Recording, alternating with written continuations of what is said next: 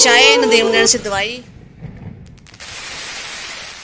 अस्सलाम वालेकुम प्यारे बहन भाइयों, क्या हाल चाल है? ठीक ठाक, उम्मीद करती हूँ कि आप सब भी ठीक ठाक होंगे। जहाँ भी रहें खुश रहें, आबाद रहें, हंसते रहें, मुस्कुराते रहें।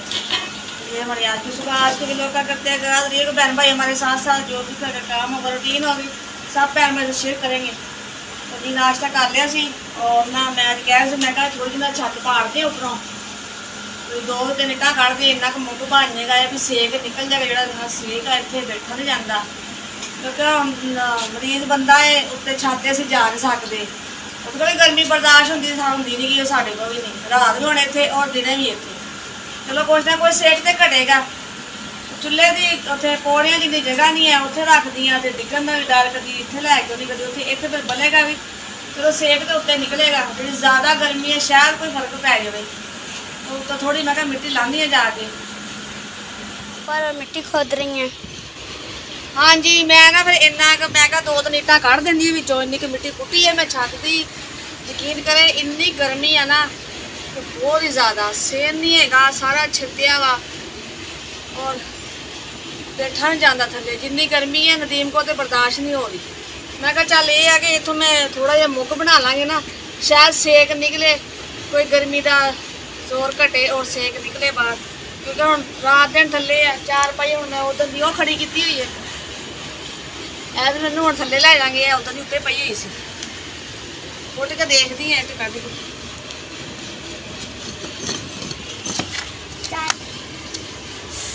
अजी ने अब छापा भी पा ली है।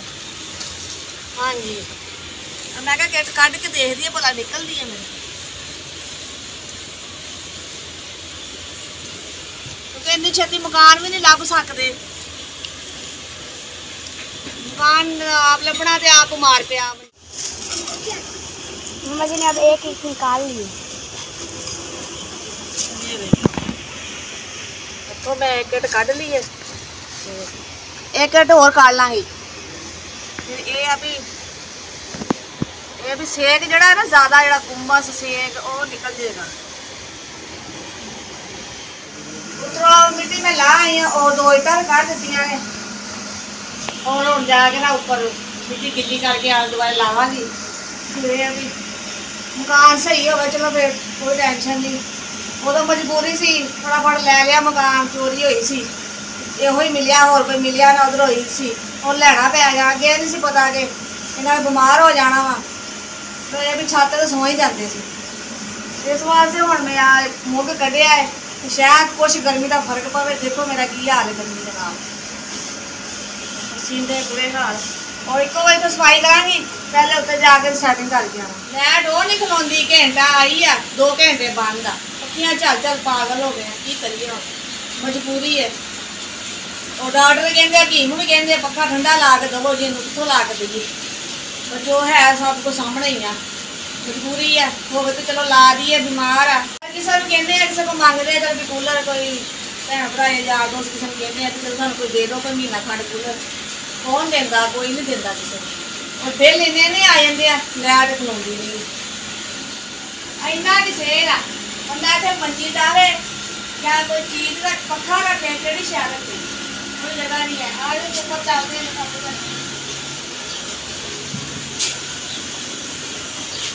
पर हाँ जी आ गई हूँ। मैं क्या इनू सैड़ा में मिट्टी लावांगी ना, थले भी मिट्टी नहीं डिगेगी, फिर मिट्टी गिल्ली करके और सैड़ा जब बनिया बना देंगी। अगर बारिश भी आएगी फिर ढक दिया करेंगे, कोई चीज़ दे देंगे ऊपर। थोड़ी जी मैं क्या गो लेनी है ना,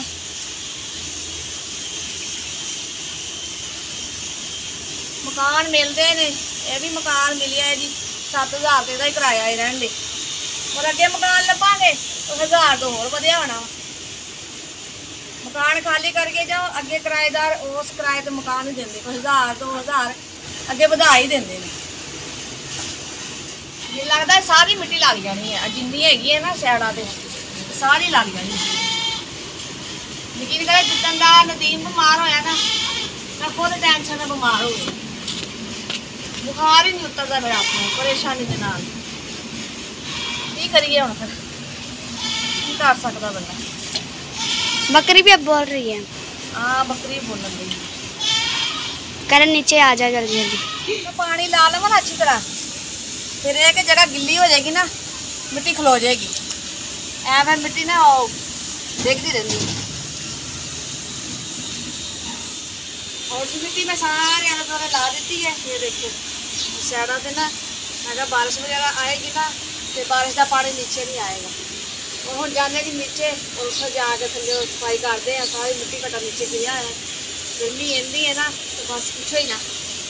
पहले बर्तन लगे हुए सी, और सारी मिट्टी ना उत्ते पै गई, मिट्टी पानी पूनी सारा मिट्टी वाला। तो मैं कहा ला के हम धोने और तो जगह साफ कर दी किचन, मैं कर दी धो ही लेनी, मिट्टी मिट्टी है ना सारी, पूरे जाके ना धो लेने।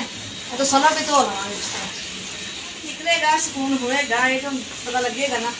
अज ही कढ़िया है, दिहाड़ी बह के देखते हैं कुछ सुकून होंगे भी वही हाल है। फर्क पिया गर्मी का या सेक निकले कोई सुकून होया तो बैठन नाल, तो फिर बंद कर देंगे, जो सुकून होया फिर रहन देवांगे। हाँ चूल्हे वाला कारपेट है, मैं धो लवा तो मिट्टी रुली सी, और मैं बुश मार के साफ करना। और चूल्हा भी धोनी है, चूल्हा भी गंदा होया है। बैठा ही साड़ा बकरा अंदर से आराम ना बह के चुप करके, पता नहीं की खांदा रहिंदा, मूँह ही मारदा रहिंदा वा, खांदा कुछ भी नहीं है, बस बैठे एवं मूँह मारदा रहेगा। पट्ठे वो पे ने जिंदगी च पहली बारी बकरा आया है जी। उपर देखते हैं तो हैरान होने भी एक करन दिया है, खाली मूँह ना ही बस पता नहीं कोई चीज़ खाई जा रहे हैं। दिन काम तो आते शाम के टाइम और बाहर लै जाते पढ़ाने वास्ते, और बड़ा खुश रहता सी।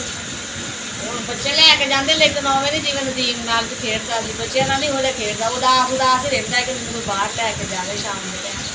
बच्चे बस लै जाते तो उस टाइम भज के अंदर आ जाएगा, आके तो बैठ जाएगा। देखो जी जानवर है, जिन्ना प्यार कर पा लो इन्हों ये भी प्यार करते, बस रब ने एक जबान नहीं दी, समझ इन्हों भी हैगी है।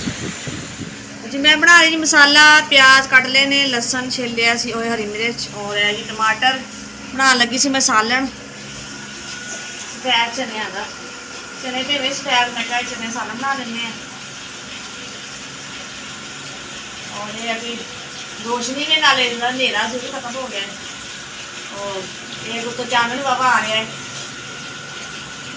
जिन्हें अग बलेगी ना सेक दार निकलता रहेगा। और रिपोर्ट कराने गए थे नदीम की उदन दिल वाले अस्पताल से, और फिर जो अंदर गए आ काउंटर का पर्ची ली है, पर्ची बनवाई और पूछा भी की खर्चा हुआ इतने, किन्ने पैसे लेते रिपोर्ट के। पैसे उन्होंने काफ़ी दसे भी रिपोर्ट के पैसे इन्ने लेंदे आ, ते हस्पताल सरकारी है, असं तो क्या पैसे नहीं लगते, लेकिन कोई सरकारी नहीं है, प्राइवेट वाले हिसाब है, हम उत्थे भी पैसे लगते हैं। फिर इन्नी गुंजाइश नहीं सी है, भाई गए सी नाल, मेरे नाल देवन तो गया सी इन्हां दा दोस्त, फिर उन्होंने कार की कहते बाजी इतने पैसे लगते हैं, पहले नहीं लगते लेकिन हुण काफ़ी पैसे लगते हैं। फिर हम की करना है, मैं कहा जिले तुम ना फिर घर आ जाओ, मेरे को इन्नी गुंजाइश नहीं है। ये है कि जिवें कोई पैसे का इंतजाम गुंजाइश होएगी ना मेरे को, फिर लैके जावांगी। फिर वो लैके ना वापस आ गए।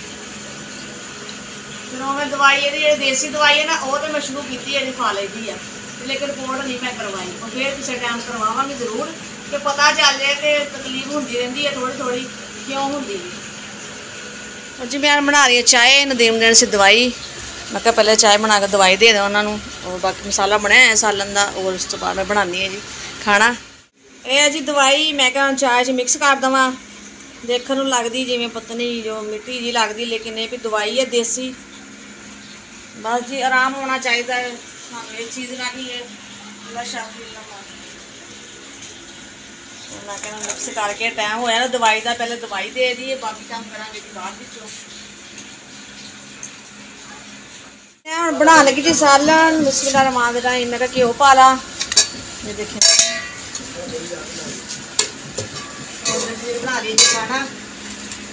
मम्मा जी ऊपर से ना रोशनी आ रही है, ऊपर से रोशनी आ रही है? हाँ जी हाँ जी ऊपर से रोशनी आनी सी, क्योंकि वो तो मुग जहा बना लिया है ना, इतने गैस बालता है ना, सेक ऊपर निकलेगा और बरांडे ज़्यादा गर्मी नहीं होएगी इस वास्ते। और ये देखा जी मैं चने भेंग रखे सी, ये जी सफेद चने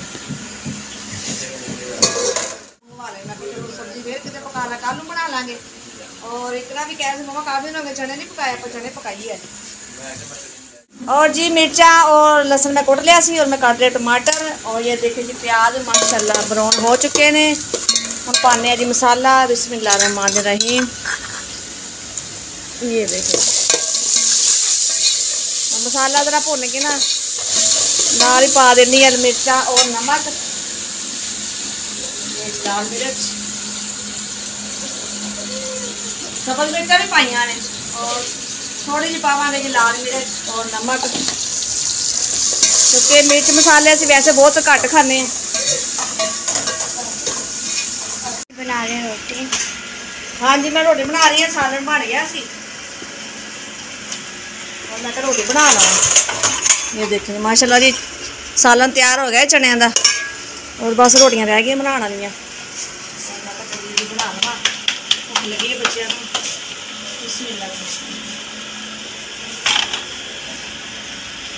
आज प्यारे बहन भाइयों जी जिसने खाना हमारे साथ खाना खाए। माशाल्लाह जी खाना हो गया तैयार।